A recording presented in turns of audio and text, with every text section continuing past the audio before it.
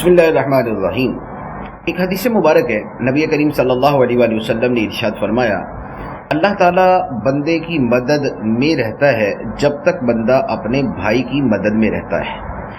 انسان دوسروں کے ساتھ جس طرح کی بھلائی کرتا ہے، اللہ تعالیٰ اس کے ساتھ ویسی ہی بھلائی فرماتا ہے۔ جیسا بندہ نیکی کرتا ہے ویسا اس کو صلہ ملتا ہے۔ قرآن پاک کی آیت ہے، هل جزاء الاحسان الا الاحسان، نیکی کا بدلہ نہیں ہے مگر نیکی۔ تو نیکی کریں گے تو اللہ تعالیٰ ویسا صلہ عطا فرمائے گا۔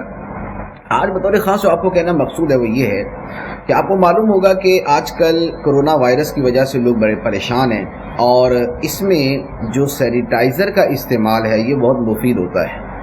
تو اگر آپ اپنے مسلمان بھائیوں کو اس بیماری سے بچانے کے لیے سینیٹائزر تحفے میں دیں اور غریبوں کو صدقہ دیں، تو جو آپ دوسروں کے لیے کریں گے اللہ تعالیٰ آپ کو اس بیماری سے محفوظ رکھے گا۔